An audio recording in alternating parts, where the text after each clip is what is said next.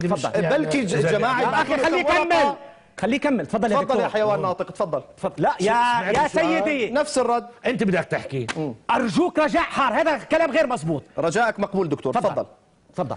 على كل حال ما بجي معك بهائم على الاستوديو. طب ما انت يعني شو انت نفس الشيء. طيب نزعت. طيب تفضل. ما نزعت. جاوبني شو بدك طيب لك شو لك الله يجزع مساك. حزب الله وسوريا وايران مرتبطين بتحالف معروف. جميل. اليوم التحالف المقابل يدخل فيه الجماعات الإسلامية، الإخوان المسلمين، نعم. القاعدة، حتى إسرائيل، حتى الدول الغربية، حتى مخابرات أجنبية.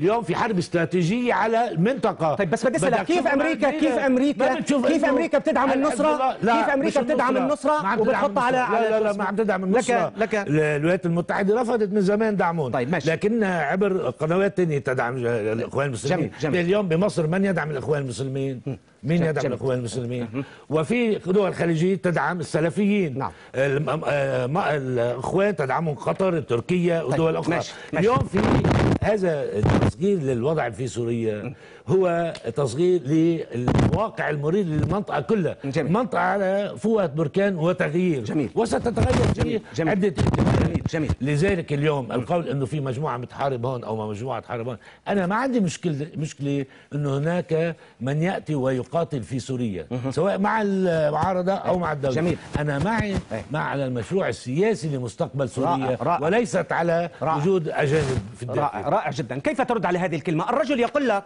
هو اصلا ضد كل اي جماعه تدخل سوريا كانت من اي مكان، وهذا كلام منطق. هو يخشى على مستقبل سوريا.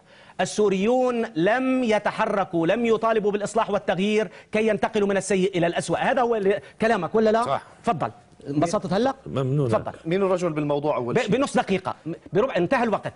طيب أنا أريد أن أقول كلمة. بالآخر انتهى معك ربع دقيقة. أريد أن أقول كلمة دكتور. ماذا تقول للشعب السوري؟ أريد أن أقول كلمة، أن الشعب السوري الذي يقوم بثورة شعبية استطاع من خلالها أن يزيل فروع إرهاب كاملة بنيت على تصنيع الإرهاب حتى في أقبية المخابرات السورية حتى تنتج أمثال هؤلاء ليدافعوا عنها. وصل إلى درجة يعبر فيها عن أن النظام انتهى وأنه لم يبقى في جعبتهم إلا الشتائم. سلم لي على جماعتك وقل لهم تلمسوا رؤوسكم، الجيش الحر سيدوسكم. وأكثر من ذلك أرجاس النظام التي تتحملها تحتاج إلى تطهير، وأنت بحاجة إلى تطهير على الهواء مباشرة. واحد مثلك بهيم ويلعن الجيل اللي بده يدرس عنك. مشاهدينا الكرام إلى اللقاء.